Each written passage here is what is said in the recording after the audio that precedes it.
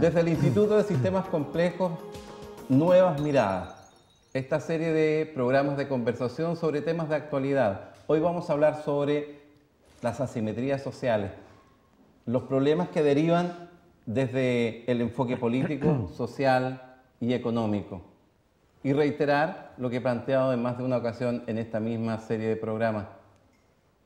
Chile tiene un talón de Aquiles porque no ha sabido ponderar y valorar en su justa dimensión la importancia de los estudios sociales para definir políticas públicas. Hoy tenemos dos invitados que realmente son, en mi opinión, de lujo.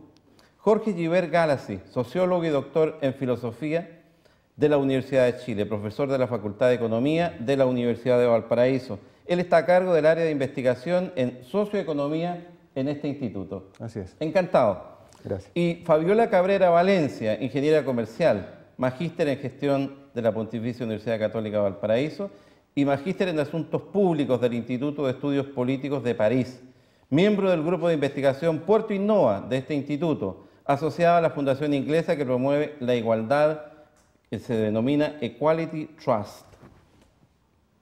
¿Cuál es la importancia de los estudios sociales para definir políticas públicas? Muy grande, muy importante. Porque efectivamente la parte económica de alguna manera lo que intenta, porque existe la economía estudia cómo con recursos escasos tratamos de satisfacer necesidades que son ilimitadas.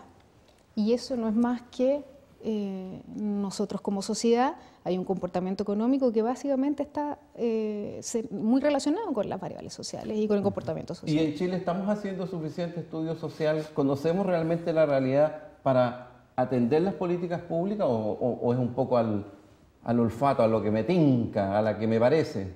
Yo creo que hay información de buena calidad, muy bien hecha, pero que es muy infrecuente, es escasa. Si uno, por ejemplo, compara distintos ámbitos, tú tienes una encuesta mensual de empleo, sin embargo, encuestas de otro tipo, ¿no es cierto?, sociológicas, antropológicas o politológicas, muchas veces uno tiene una gran encuesta una vez por año o a veces una vez cada 2 años.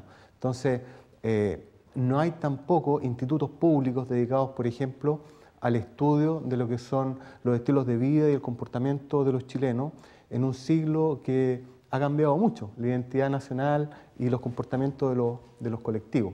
Por lo tanto, es insuficiente, a pesar de que, como digo, hay algunas cosas que son de buena calidad, la CACEN, por ejemplo, y otro tipo de instrumentos, pero que se aplican, digamos, cada tiempo muy largo. De este primer minuto de programa surge un llamado inmediato al CONICYT y al Ministerio de Desarrollo Social que dirige Joaquín Lavín. Prioricemos estudios en el ámbito social, asignemos recursos para esos propósitos, generemos incentivos y estímulos para tomar adecuadas mediciones que permitan atender con políticas públicas eficientes realmente, que permitan focalizar exitosamente y no lo que nos ha pasado que muchas veces generamos más bien expectativas falsas. Fabiola, en mi trabajo político mucha gente me dice lo siguiente: ¿y a mí qué me importa que este país esté creciendo al 6,5, al 7 o al 10%? ¿Sabe, señor Cantero? Lo que pasa es que yo no veo que a mí me satisfaga ni me genere ningún beneficio esa situación. Y no es raro que me lo planteen, más bien es muy frecuente que me lo planteen, porque no hay que ser muy ilustrado para entender que se hace mucha gárgara con que el país crece mucho, y efectivamente este país es de los que más crece a nivel mundial incluso. ¿Qué respuesta le damos a la gente sobre ese tema?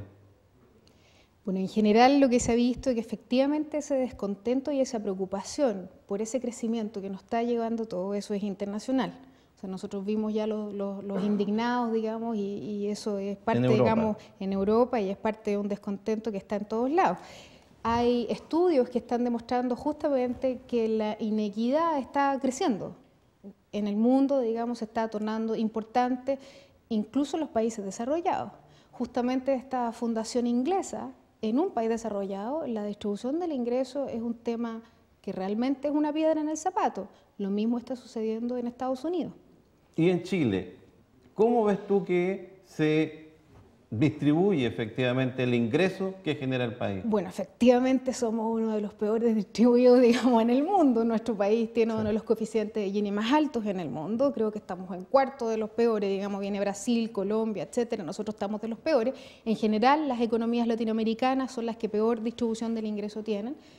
Para tener alguna medida, el coeficiente de Gini en países, digamos, desarrollados está por ahí por el 20. Coeficiente de Gini es cuánto se aproxima a la media, ¿verdad? El coeficiente de Gini muestra, bueno, tal vez aquí es un poco complicado demostrarlo, pero hay una cosa que se llama la curva de Lorenz y que explica que es como lo perfecto, que al 10% le corresponde 10% del ingreso, que al 50% le corresponde 50% del ingreso. Entonces, la curva de Lorenz es la que se genera en las economías, ¿no es cierto? Porque lo más desigual sería que un 99% vive con un 1% el ingreso y un 1% vive con el resto, digamos. Ahí es como la mayor concentración. Entonces ahí tendríamos una curva de Lorenz muy, digamos, curva Dicho hacia abajo. en simple, la curva ideal y la curva real, ¿cuánto se pendiente aproximan? 1. Bueno, y ahí, ¿qué es lo que pasa? Que esa área, digamos, es un ratio entre áreas. Y en el fondo es países con buena distribución andan por ahí por el 20, 0,2 se le llama, y nosotros estamos por el 0,54 aproximadamente. Brasil está en el 0,55, pasó por el 0,60.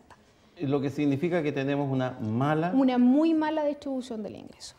Jorge, ¿y esto de la distribución del ingreso es por azar, por la divina providencia?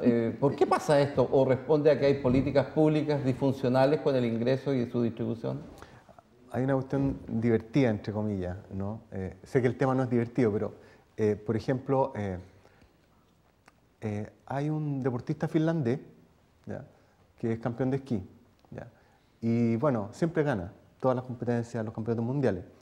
Él es un hombre extraño, biológicamente hablando, entonces se le regeneran, ¿no es cierto?, ciertos componentes de su metabolismo y tiene una capacidad extraordinaria.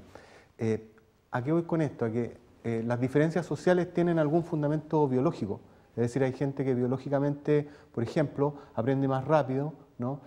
Tiene, por ejemplo, mejor sinapsis, no sé. Sin embargo, también hay cuestiones que son completamente artificiales, ¿no? Para decirlo en simple, las desigualdades o las diferencias sociales siempre han existido y van a seguir existiendo. El tema, ¿no es cierto?, ético y político es qué tan razonablemente nosotros podemos administrar estas diferencias y hacer un mundo más humano. Ese es como un poco el concepto. Y naturalmente que hay diferencias que son artificiales y que son muy absurdas, ¿no?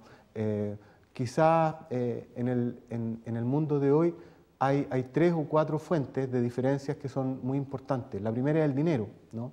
Es decir, una persona, ¿no es cierto?, que tiene mucho dinero, tiene la posibilidad, ¿no es cierto?, de si a sus hijos les va mal, ¿no?, apoyarlos y crearles una empresa y que a la gente le vaya bien y pueda salir adelante. Arropadito. Arropadito, claro, ¿no es cierto?, hijito de papá en el buen sentido de la palabra, ¿no? Pero también hay otras fuentes de desigualdad que son importantes y a veces son incluso más difíciles de manejar, como por ejemplo lo que menciona un sociólogo francés que se llama Pierre Bourdieu, que habla del capital cultural. ¿Y qué es el capital cultural?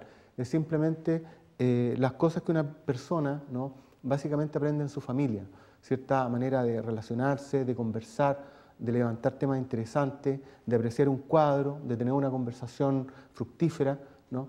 Y por lo tanto eso permite que las personas después, entre comillas, como decimos nosotros, caigan paradas en cualquier situación, ¿no? Entonces son personas inteligentes, interesantes, saben qué decir, cómo comportarse, ¿no?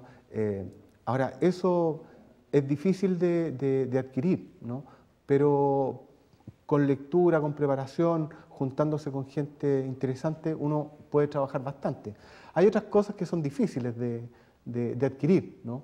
Pero en general uno podría decir que hoy en día en el mundo hay ciertas características que son culturales que a uno de inmediatamente lo ponen o en una liga, o en primera división o en segunda división. Y son diferencias que existen. Y la tercera fuente, ¿no?, que es importante, es lo que los sociólogos llaman el capital social, que tiene que ver con la red de relaciones que uno tiene, que es básicamente con personas que tienen el mismo dinero, o el mismo monto de dinero y el mismo monto de cultura o de educación que tú. Entonces, uno se junta, entre comillas, con los que son más o menos parecidos a uno. Uno tiene la idea errónea de que la sociedad es una interacción constante, múltiple, entre personas muy diferentes, y la verdad es que somos más bien un archipiélago, y uno se junta con gente que se parece mucho a uno. Y entonces eso también hace difícil que para las personas que están en islas, en este archipiélago, muy alejadas de los recursos, por ejemplo, o de la cultura, o de los empleos, puedan acercarse y por lo tanto acceder a estas cosas. Ahora, Fabiola. ¿Me permite, senadora, hacer justamente adelante. Complementar también una cosa que es bien importante lo que dice Jorge? Y es que hay digamos, cosas, digamos, teorías sociológicas que nos dicen que hay una cosa que va arrastrando, ¿ya? Incluso podríamos agregar otra más, que hay una de mercados financieros que tienen asimetrías de información y hay fallas de mercado. Los mercados financieros discriminan a la gente pobre. Todos sabemos que nadie puede tener un crédito si no tiene una espalda detrás. Entonces hay razones sociológicas y económicas que hacen que esta cosa tenga una dinámica. Entonces ahí es donde yo creo que es importante agregar un elemento, que es la movilidad social. Porque efectivamente, si nosotros tenemos una muy mala distribución del ingreso, pero para un periodo X, la gente que está en el quintil más inferior en una cantidad de años pasa al quintil superior, el problema de la distribución del ingreso no sería tan grave. El problema que nosotros estamos teniendo y por qué la gente está tan descontenta es porque se da cuenta que no hay movilidad social y que si yo nací en el quintil más bajo, la probabilidad de que tengo de salir de ese quintil en este tema es muy bajo. ¿Y quién hace ese cambio? ¿De dónde surge ese cambio? Y la pregunta va más directa. ¿Tienen importancia las políticas públicas o las políticas públicas son...? Absolutamente tienen importancia, hay un montón de ámbitos, digamos. ¿Generan movilidad? Está el tema de, hay muchas políticas, digamos, asociadas, está el del gasto fiscal, el tributario, son las típicas que se mencionan, pero ¿qué es lo que sucede? Que esta cosa va muy de la mano con una dinámica que se está dando. Hay un millón de estudios que demuestran que esta cosa debería ir increciendo dada la situación, digamos, como el estilo individualista que tiene nuestra sociedad. Pregunta abierta a ambos. Yo tengo la impresión de que, primero, las personas son lo que son sus relaciones. Dime qué relaciones tienes y yo te diré qué persona eres. Y lo segundo es que las políticas públicas generan, en mi opinión, movilidad más dinámica o más estática. Y lo que yo aprecio es que el modelo que se ha impuesto a nivel mundial, asociado al neoliberalismo, es un modelo que incluso las personas de derecha también consideran que es altamente concentrador, poco dinamizador, poco dispersador. Y además hay una tendencia a no valorar los bienes públicos. Y ocurre que la movilidad social de la que estamos hablando se genera precisamente cuando hay buenos bienes públicos. ¿Y cuáles son los mejores factores de movilidad social? Pareciera ser que la educación es el gran instrumento de movilidad social, pareciera ser que la salud es un gran movimiento de generación de movilidad social y la seguridad ciudadana. Me gustaría, Fabiola, una reflexión respecto de ese punto. Quizás más que reflexión, porque reflexión es un poco complicado, es un tema tan complejo que hacer una reflexión yo creo que nunca va a ser suficiente. Lo que sí me gustaría citar es que hay una investigación que está centrada en países desarrollados. Ellos hicieron una correlación de la inequidad, porque ¿cuál es la premisa que ellos estudian? Y es que llegado a cierto nivel de ingreso, crecer más no nos hace una mejor sociedad. Y ahí lo que ellos hacen es correlacionar esta serie de variables sociales con la inequidad. Y por ejemplo, en cosas como que uno podría no tener relación, el embarazo adolescente. Si yo lo comparo en este nivel de países desarrollados con el ingreso per cápita, me queda una nube que no se entiende. Pero si yo correlaciono el embarazo adolescente con los niveles de inequidad, me queda una línea clarísima que dice que a mayor inequidad, mayor número de embarazos adolescentes voy a tener. Ahora, y eso se replica para la salud, para los niveles de drogadicción, los niveles de homicidio, una serie de variables sociales que yo creo que Pero dice pregunta, harto. ¿en Chile estamos con un nivel de correlación donde ya no podríamos seguir creciendo? Está en la mitad. Es justamente que lo que pasa que nuestro país está en esa nube en donde eventualmente mayor crecimiento podría tener impacto en las variables sociales. Pero yo creo que ahí lo importante es no decir es esto, otro, o crecemos o somos, digamos, distribuimos, sino que es ambas, es crecer teniendo en mente el tema de la distribución. Jorge, tu aporte a esta parte de la reflexión. Claro, lo que pasa es que uno podría pensar que hay políticas, hay politiquitas y hay politicasas. Entonces, de pronto las políticas públicas son un poco como menesterosas, en el sentido de que no apuntan a cuestiones más sustantivas. Por ejemplo, uno se pregunta por qué las inequidades son tan grandes, las desigualdades son tan grandes. Bueno, hay una cantidad de personas, que en Chile es más o menos 220.000, que tienen en su bolsillo, digamos, como una capacidad para invertir, una liquidez, ¿no? De $100.000 en este minuto. O sea, hay 200.000 familias en Chile que tienen la posibilidad de invertir 50 millones de pesos en la bolsa, ¿no es cierto? Y eso sube mucho, ¿ya? O en distintos instrumentos. Entonces, ¿qué pasa? Dentro de esas 200.000 familias, hay 7 que tienen 75.000 millones de dólares, es decir, 3 veces el PIB de Bolivia, ¿no? Entonces, y 2 veces el de Uruguay. Entonces, ¿qué es lo que sucede?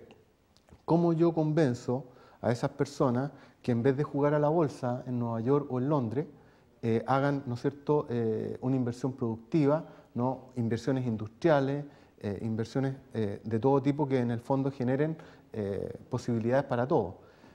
Y cuando uno lo mira desde un punto de vista ingenuo, uno diría, bueno, hay que apelar a la buena voluntad, pero el dinero no tiene buena voluntad. Entonces, finalmente, es muy complejo el problema.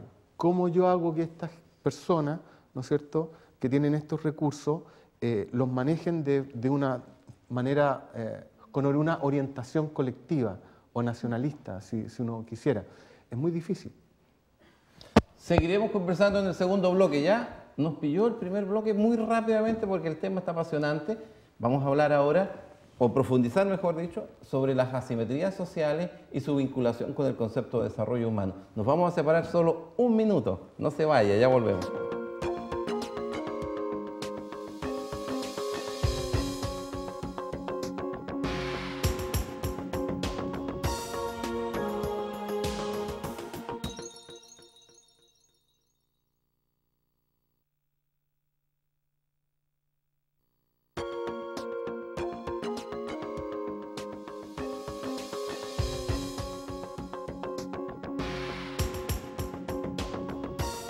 Ya estamos de regreso, gracias por esperarnos. Seguimos conversando en Nuevas Miradas junto al Instituto de Sistemas Complejos de Valparaíso, donde una serie de especialistas en distintas áreas conversan sobre una realidad ya no desde un punto de vista lineal, sino que interactuando, multidisciplinario, en algunos casos transdisciplinario, distintas temáticas que nos interesan. Y hoy estamos hablando sobre distribución del ingreso, asimetrías sociales, desarrollo humano. Nos acompaña Jorge Giver, que es sociólogo, y Fabiola Cabrera, que es ingeniera comercial. Cuesca Cabrera. No, por favor, nada de eso. Seguíamos entonces en la lógica de las asimetrías. Tú querías hacer un comentario sobre lo que llevábamos conversado hasta ahora. Bueno, alcancé solamente a mencionar que efectivamente es un tema muy complejo, es muy amplio de abordar, porque efectivamente si no hemos llegado a políticas públicas así claramente definidas, es porque en general hay tanto estudio que dice tanta cosa que no existe una receta. No existe una receta de decir, claramente el tema de la educación es esencial. Eso sí, eso nadie lo discute. Pero respecto de qué política es mejor... ¿Y en Chile se está aplicando una buena herramienta que permita movilidad social? O sea, yo creo que estamos todos acá muy en línea con lo que está pasando en nuestro país actualmente y la crisis del movimiento estudiantil bastante nos dice al respecto. y bastante nos dice respecto de estos miles de estudiantes que salen con un título universitario y que salen con una mochila de deuda y que, dado que no encuentran trabajo porque no tienen estas redes, este capital social, el modelo no está funcionando. Jorge, tú recién planteabas algo que yo lo entendí de la siguiente manera. Y me gustaría que me corrigiera. Te entendí que el emprendimiento en Chile es un emprendimiento un poco rasca, de mala calidad, no hay en innovación. Entendí algo así como que es un poco especulativo, pero no genera oportunidades.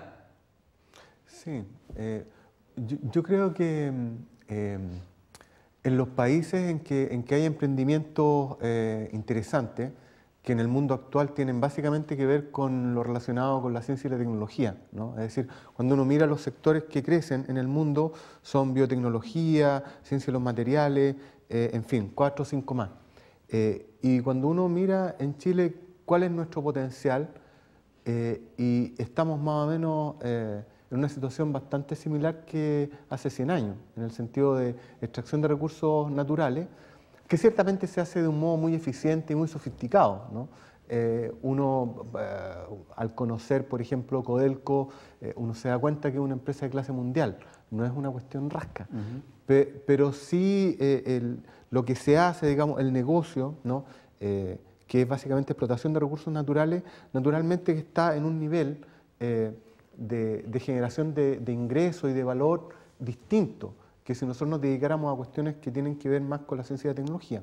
Para que eso sea posible, es necesario que la sociedad, ¿no es cierto?, tenga un sistema educativo muy competitivo, muy potente, que es lo que no tenemos. Es decir, un montón de gente que, por ejemplo, nada más en todo caso, hay cosas que son bastante universales, ¿eh? Por ejemplo, la crisis de los ingenieros comerciales en Chile y de los ingenieros en general, tiene que ver con que los ingenieros, por ejemplo, en general, son buenos para gerentear. Gerentear. Claro, para ser gerente, pero no saben construir puentes, ¿no es cierto? No saben hacer software sofisticado, ¿no es cierto? Es decir, saben un conjunto de cosas generales. A ver, ¿no? Analicemos un poco más esa lógica, Fabiola, sin perjuicio de lo que se ha dicho, que yo lo que entiendo es que en definitiva hay un capital humano que no es de la mejor calidad, eso es lo que yo entiendo, me gustaría que lo vamos definiendo.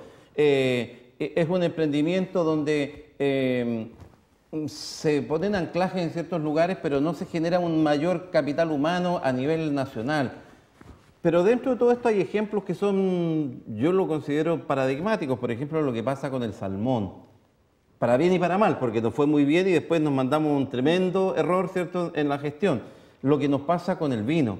De Curahuilla en el año 60 del siglo pasado hemos pasado a ser productores mundiales con calidad mundial de vino. En fruta, lo mismo, de campesinos agrarios, de familias que trabajaban en los campos, resulta que nos hemos transformado en emprendedores mundiales en fruta.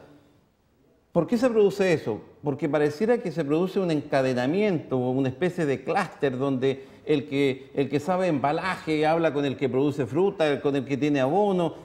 ¿A eso tú te estás refiriendo? Me gustaría que tú me aclararas qué entendiste de lo que se está diciendo. Es que yo creo que eso es un tema que tiene relación con incentivos económicos. Las industrias que se van a desarrollar acá son aquellas que van a generar una alta rentabilidad.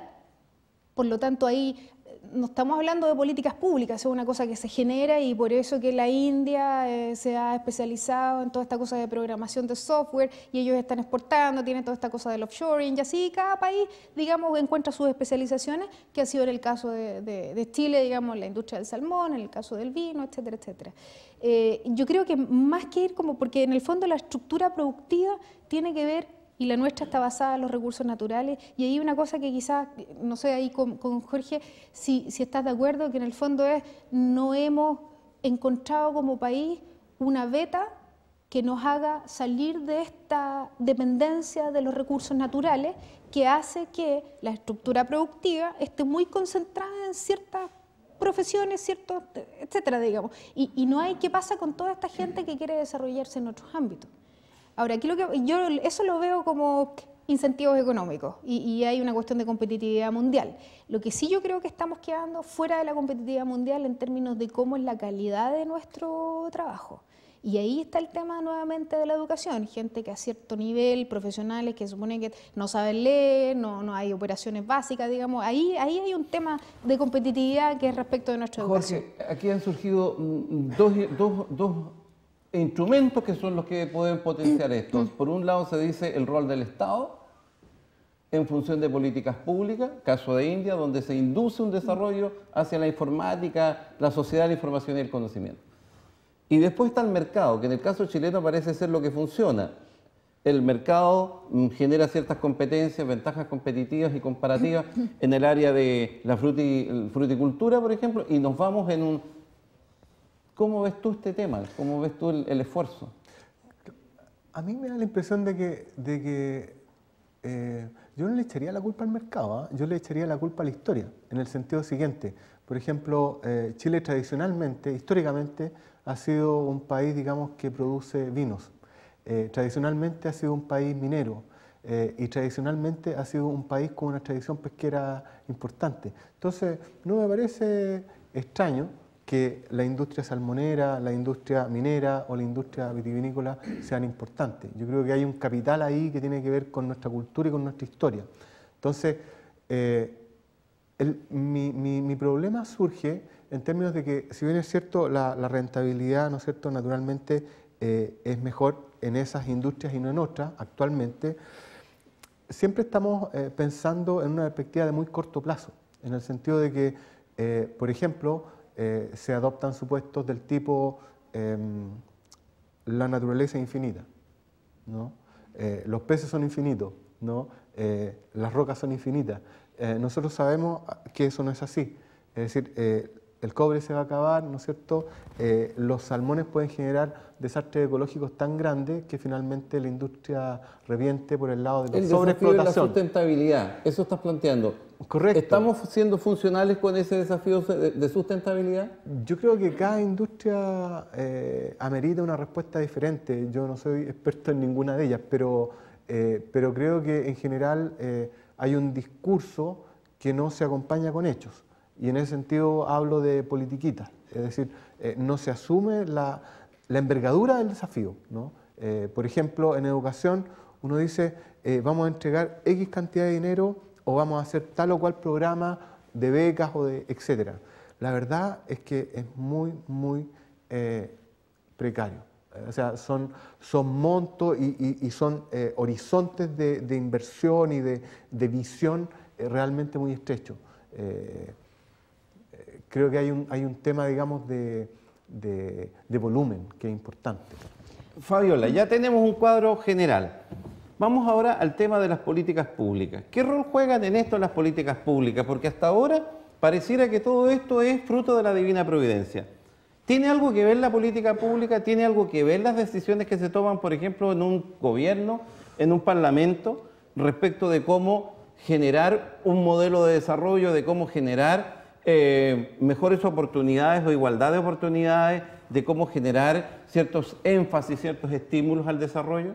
Tiene mucho que ver, y escuchando a Jorge hay una cosa que es importante también recordar, y es que los países desarrollados tuvieron fuertes políticas industriales. Acá esas políticas industriales se desmantelaron. Argentina y Brasil las mantuvo y tenemos fuertes industrias en esos dos países. De hecho, Brasil es uno de los que está impulsando mucho la innovación. ¿Qué es lo que dice la OCDE respecto de cuál es nuestro manejo de innovación? Es que justamente hay un problema de articulación. Tenemos un montón de cuellos de botella y la gente no se está haciendo cargo de eso. Teníamos unos proyectos que después cambian de gobierno y se cambian. Y esa falta de continuidad es la que nos tiene como país improvisando cada periodo. Eso no puede ser. Hay que tener una mirada a largo plazo independiente de cuál sea el gobierno que tengamos y buscar un resultado a largo plazo. ¿Tú consideras que efectivamente hay mucha improvisación? Bueno, somos una cultura de la improvisación, la verdad. Sí, claro. Se improvisa en todos lados. Por ejemplo, yo como soy profesor universitario, te voy a dar un ejemplo de esa área. Uno entra a una página web, ¿no es cierto?, de las universidades y uno trata de buscar el nombre del profesor, qué es lo que hace, cuál es su oficina, en qué horario atiende a los alumnos, etcétera. Tú no encuentras nada de eso. Y eso es expresión de improvisación, ¿no? Uno, por ejemplo, se encuentra con muchos chicos, digamos, en estas manifestaciones estudiantiles actuales, y uno se alegra mucho de que estén asumiendo un rol de ciudadano, ¿no es cierto?, y todo eso. Sin embargo, uno se pregunta, ¿y por qué a este señor nunca lo vi en clase? Y eso también es improvisación, es decir, es, digamos, jugar a hacerse el adulto sin asumir responsabilidades mínimas, ¿no?, etcétera. Hay mucha improvisación a todo nivel, ¿no?, en el nivel cotidiano. Y tiene eso que ver, a mi juicio, con una cuestión bastante trivial, ¿no?, pero que es interesante, que es con que en Chile en general, a pesar de que somos muy legalistas y siempre hay una suerte de imperio de la ley como telón de fondo, francamente acá los culpables nunca reciben sanciones de nada, ¿no? Entonces la gente llega atrasada a las reuniones, por ejemplo, y con una excusa barata todos los demás lo perdonan. Cosas de ese tipo, ¿no? Uno puede llegar media hora atrasado a la cena con un amigo y el amigo te sirve igual. ¿Ah? Ese tipo de cosas. Entonces hay, digamos, improvisación precisamente porque culturalmente hablando nosotros somos muy generosos, por así decirlo. Y entonces perdonamos las pequeñas faltas y esas pequeñas faltas han hecho que también se perdonen faltas más graves. Entonces hay una dinámica sociológica ahí que es bastante perversa y que tiene que ver con que finalmente la improvisación se tolera y se acepta. Ha emergido una dimensión, Fabiola, que tiene que ver con lo cultural. A nivel global hay ciertos paradigmas, algunos se han planteado: prospectiva, planificación, puntualidad, cumplir los compromisos. ¿Es relevante el tema cultural al momento de insertarse en el mundo global, en la competitividad global? O sea, absolutamente, lo que dice Jorge, yo estoy plenamente de acuerdo. Este grado de improvisación y esta falta de los compromisos hacen que nosotros no seamos confiables. Y a nivel internacional nosotros podemos ver cuáles en general las economías más innovadoras, las con mejor distribución del ingreso, con mejores variables sociales, los países nórdicos. ¿Cuál es la característica de los países nórdicos? Hay un alto grado de cohesión social. Esta igualdad permite que la gente confía mucho en los otros. Dentro de las empresas, el grado de discrecionalidad que tienen los empleados es alto. Es decir, los empleados están motivados y ellos son parte de la cadena productiva y así lo sienten. Déjame y así es como se hacen algo responsables. que es relevante para mí en lo que tú acabas de decir.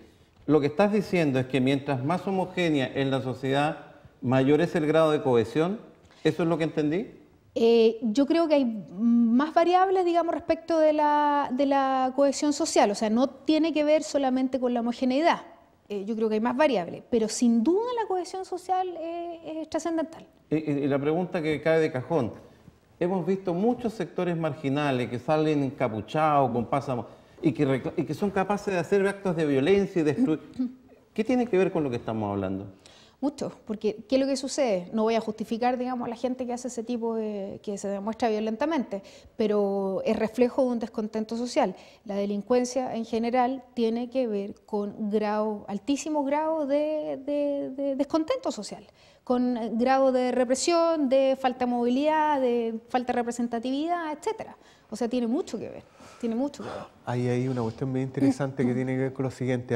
Disculpen que mezcle peras con manzanas, pero cuando Higgins gobernaba, ¿no?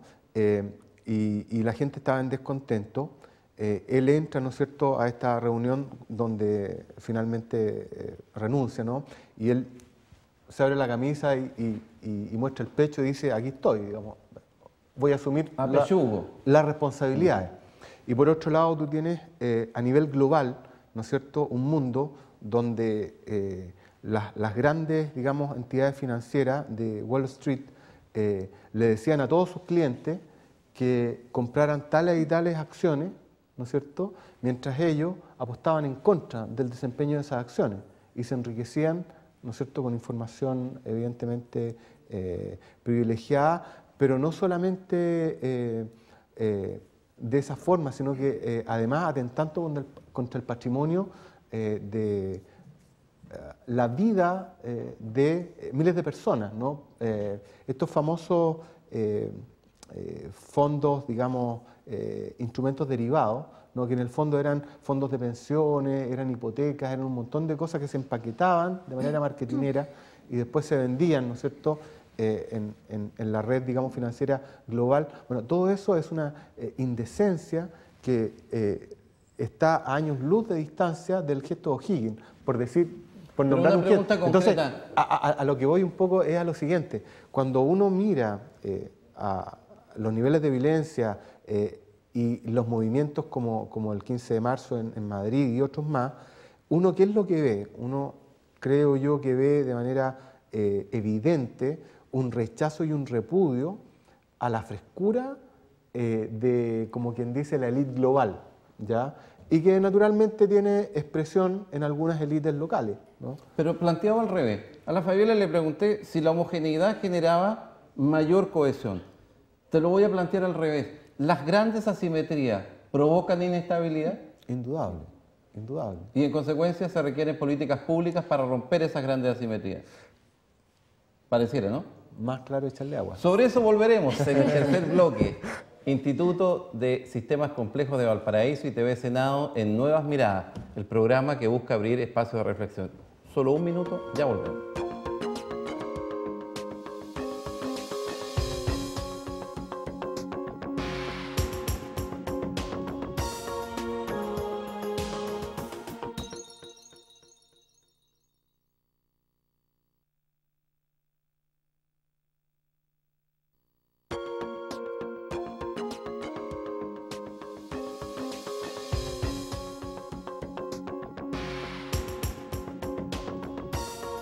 Ya estamos de regreso, muchas gracias por esperarnos y compartir con nosotros esta reflexión en Nuevas Miradas. Estamos en el tercer y último bloque. Quisiera hacer una reflexión más, muy breve, respecto de algo que no hemos tocado, y es que el paradigma cultural que emerge en el nuevo siglo pareciera ser un nuevo valor de la diversidad social, cultural, de gustos, etcétera, que exige un nuevo pluralismo. Hablábamos recién de la homogeneidad en lo económico, de la capacidad de aglutinar. Pareciera que este nuevo valor de la diversidad lo que está exigiendo también es una nueva forma de vivir, de convivir, de compartir. Fabiola.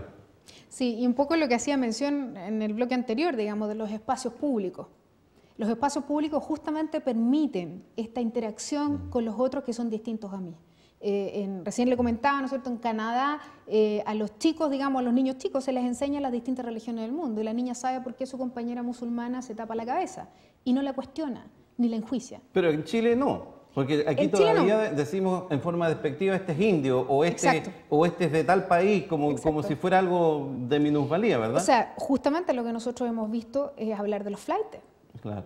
Los flaites me establece una diferencia. Los flaites como un grupo social y económico que es menor. Eso genera estas quiebres, digamos, y esto que yo no me sienta cerca de los otros. Sí. Es que cuando uno, por ejemplo, mira este tema desde un punto de vista socioeconómico, es interesante porque, por ejemplo, en Chile hay una valoración excesiva del dinero. Pero junto con eso, sí, es uno de los países más infelices, desde el punto de vista de la felicidad. Sí, claro, claro. Y es porque claramente, ¿no es cierto?, hay cientos de cosas que se pueden valorar igual o mejor que el dinero, ¿no? Exactamente. Entonces... Déjame hacer una aclaración, porque van a entender mal algunas amigas y amigos televidentes. Hay estudios que miden el grado de felicidad de los individuos, ¿verdad? Claro. Y en ese sentido, nosotros salimos bastante mal parados. Muy mal parados. Y curiosamente, países que no son ricos para nada y que tienen mala distribución del ingreso también, son mucho más felices, como por ejemplo Colombia. Y probablemente algo que tiene que ver, no sé, el gusto por el baile, otras cosas, no sé, ¿no? Pero finalmente ellos son más felices a pesar de que tienen menos dinero y las desigualdades sociales son iguales o peores. Entonces, hay muchas cosas que se pueden valorar, ¿no? Uno podría decir que la desgracia, entre comillas, de la economía es que solamente valoró económicamente las cosas en el sentido del precio. Pero hay muchos valorímetros, ¿no?, que uno podría instaurar en la sociedad. Y es bueno y es interesante que en los últimos años distintas instituciones a lo largo del mundo han tratado de generar indicadores que son mejores, más inclusivos, como por ejemplo este índice de la felicidad o el mismo índice de desarrollo humano, ¿no es cierto? Hay índices también de cohesión e integración social. Entonces lo importante desde una mirada socioeconómica es, digamos, identificar que cada sociedad debería ser una suerte de ecuación, donde hay cuestiones en común, ¿no es cierto?, pisos o primeros pisos, ¿no?, de dignidad y de confort y fraternidad, y unos segundos pisos donde uno debería valorar también la diversidad cultural, étnica, estilo de vida de los demás. Nos van a reclamar porque este tercer bloque siempre es de participación de nuestros amigos invitados, de tal manera que le ofrezco la palabra a nuestros invitados que quieran partir con algún comentario. Te identificas y haces tu planteamiento. Mi nombre es Ignacia Imboden, yo soy del programa de radio La Fibra. Tengo una especie de pregunta-reflexión, en realidad es para usted. En el Parlamento, lo que pasa es que todos sabemos que las actividades extractivas son las que generan mayores ingresos al país. Y están marcadas porque generan muy poco empleo. Y además son de capitales privados o de transnacionales. Entonces, mi pregunta es cómo podemos revertir esa tendencia, porque la verdad es que esta es una tendencia que es muy fuerte y es, como lo han hablado durante todo el programa, uno de los indicadores más importantes de inequidad. ¿Cómo se puede revertir a través del Parlamento, o qué podría hacer usted como senador, para hacer alguna iniciativa que restringiera o moderara mejor la situación? Ok. Voy a hacer mi comentario al final. ¿Alguien más quiere hacer una pregunta? Hola, mi nombre es María Teresa, soy también profesora universitaria y quería hacer una reflexión y pregunta sobre el tema de las políticas públicas, específicamente las políticas sociales, porque hay autores que señalan, Rolando Franco dice que la función de la política social tiene que ver con el capital humano, tiene que ver con la red de protección social, con la cohesión social. Y por lo que hemos escuchado acá y por todo lo que yo personalmente trabajo respecto al tema, pareciera ser que ninguno de esos elementos se están dando en Chile, ¿no es cierto? Y ustedes hablaron del coeficiente Gini 0,54, hablamos de la brecha entre los quintiles, etcétera. Y desde el comienzo se preguntó acá, bueno, ¿qué pasa con las políticas públicas que no dan respuesta? Y también se señaló que los factores de movilidad social eran la educación y la salud como aspectos fundamentales. Entonces, el tema es, ¿dónde está la responsabilidad? Porque efectivamente se han hecho bastantes cosas, pero pareciera ser que no han apuntado a lo importante. Y esto es un tema que lo venimos escuchando ya en la década de los 90, se agregó al modelo neoliberal el crecimiento con equidad, la igualdad de oportunidades. Pero en definitiva, ¿qué pasa hoy día? Y ha rebotado en esta explosión con la educación. Doña Fabiola, usted tiene la palabra. Sí, recién justamente habíamos alcanzado a tocar un poco ese tema. Yo creo que si lo vemos desde el punto de vista del gobierno, hay una fuerte responsabilidad en el sentido de tener una mirada a largo plazo. Yo creo que estas políticas que se descontinúan justamente van en detrimento de poder avanzar. Por ese lado, digamos, es como por el lado del gobierno. Pero también yo veo una responsabilidad de la sociedad completa. Y es que todos nosotros los que estamos acá somos parte de un país que es muy desigual. Y todos nosotros en algún momento quizás contratemos a una persona, tratemos de una manera u otra, recién comentábamos, ¿cuánto se les paga a las nanas? ¿En qué condiciones laborales se tienen? ¿Quién es la persona que me recoge la basura? ¿Cómo se llama? Ahí hay una falta de, bueno, ¿y nosotros qué hago yo al respecto? ¿Qué le enseño a mis hijos?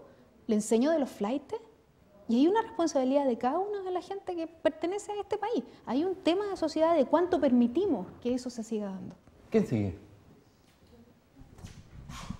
También tengo una pregunta, pero creo que el análisis que hace Jorge y Fabiola es súper lapidario en el sentido que tenemos un país que distribuye mal, que no logra la cohesión social, etcétera, etcétera. Y eso se debe a un sistema social, económico y político que viene desde la década del 70 con la dictadura militar, digo, la concertación, de la cual me siento parte, que trató de hacer reformas, pero dentro del mismo sistema, y hoy día tenemos una coalición que tampoco pareciera que va a lograr, ni tiene intenciones de hacer grandes cambios. Entonces, tenemos la paradoja que tenemos un país que es inequitativo, que no distribuye, que no se cohesiona, y tenemos dos bloques políticos que han avalado de alguna manera el sistema político en el que vivimos. Entonces la pregunta es para ti, Carlos, como senador, y a Jorge y a Fabiola como electores y ciudadanos.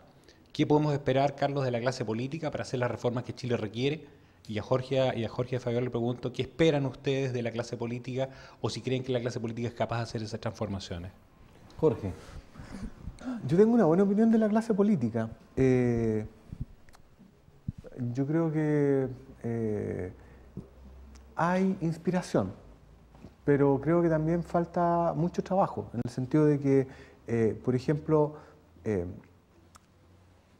yo creo que también son cuestiones más generales de la cultura chilena quizás, pero bueno, pero por ejemplo, me da la impresión, por lo poco que conozco, pero alguna información uno tiene, de que los senadores trabajan de forma poco colaborativa, ¿no?, entre ellos, ¿no? Y por lo tanto se conocen poco, ¿no?, a pesar de que uno, digamos, debería pensar que un senador representa una región y por lo tanto la conoce muy bien, pero hay muchos senadores, por ejemplo, que no tienen nada de regionalista. Usted es una excepción.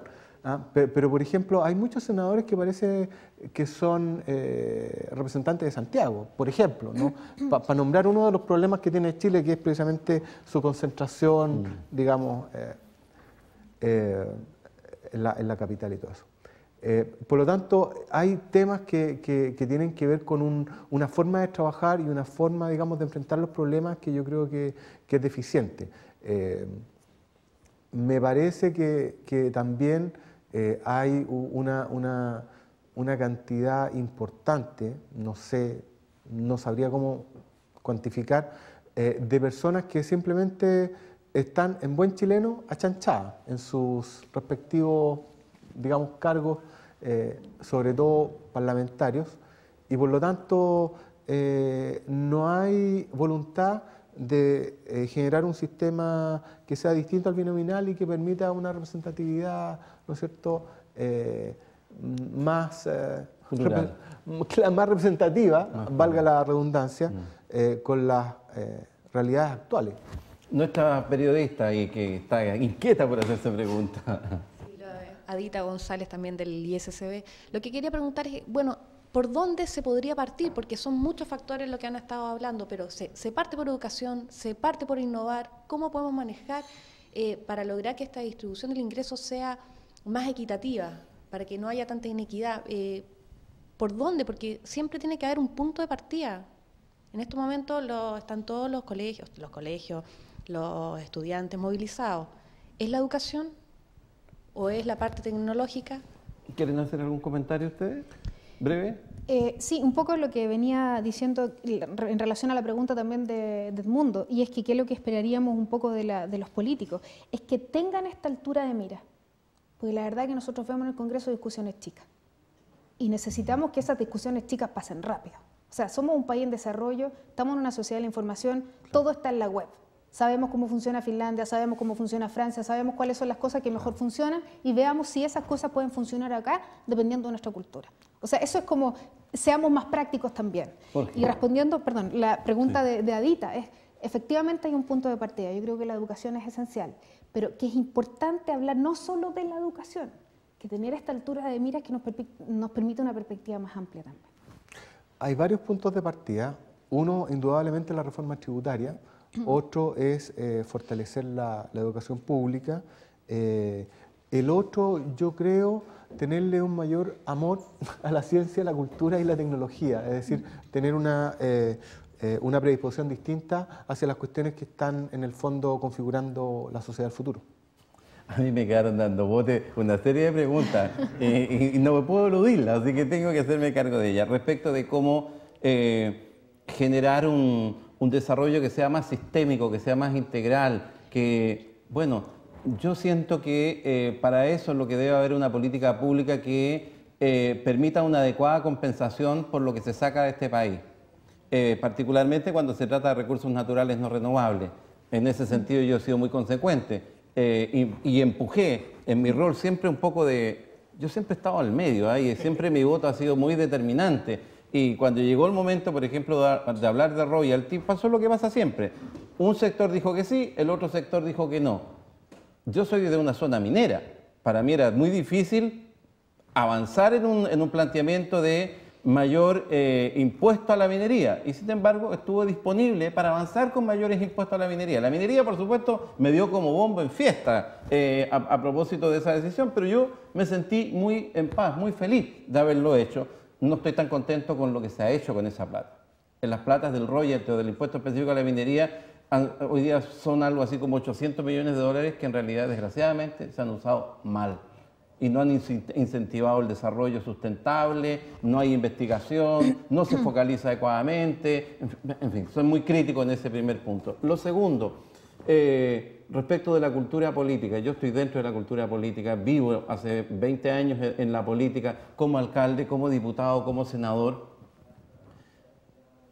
En general hay gente de muy buena calidad, pero hay una mala cultura, que era un poco lo que hablábamos aquí.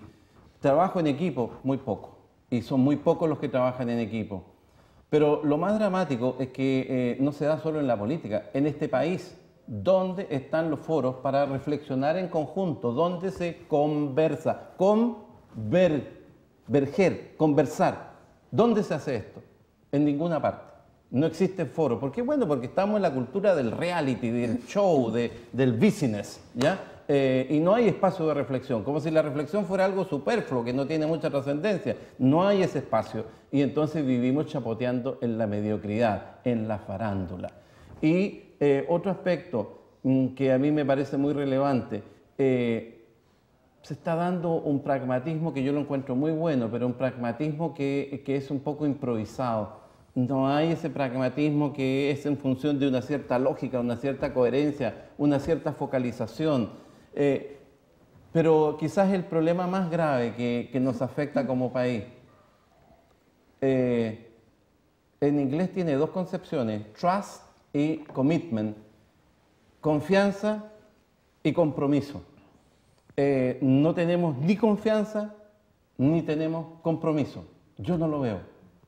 Ahora, eso no significa que sea una ausencia general. Hay sectores, por ejemplo, yo miraba el homenaje que se le rinde a Felipe Cubillo. Ahí uno ve el trust y el commitment, la confianza y el compromiso. Un tipo que es capaz de desprenderse y entregarse porque tiene compromisos con el país. Y como él, muchos otros que estaban acompañándole, no es el único.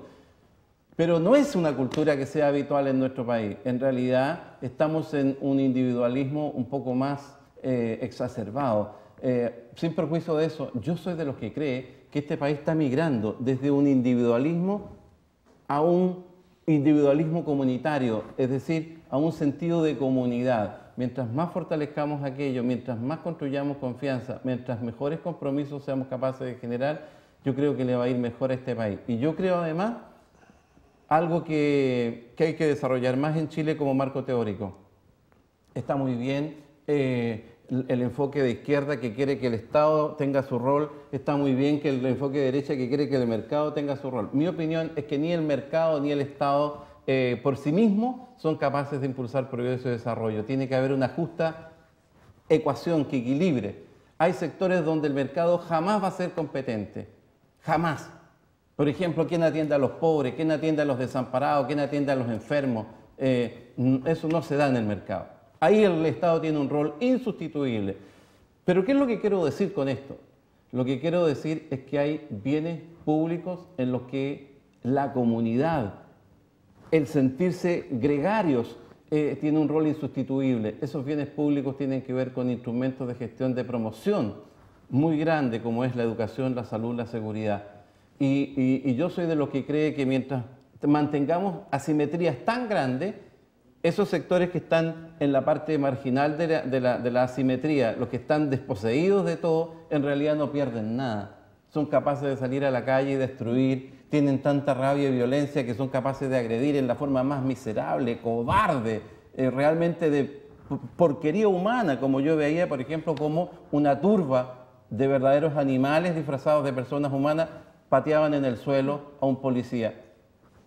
Esa rabia que tiene esa gente tiene alguna justificación, porque eso tampoco ocurre porque sean enfoques animalescos, sino que son las asimetrías las que generan ese sentido de frustración, de odiosidad, y allí la política pública cumple un rol insustituible. Y en mi opinión, en general, la política pública que hemos impulsado en la sociedad chilena, no solo los políticos, sino que toda la sociedad chilena es en general mediocre.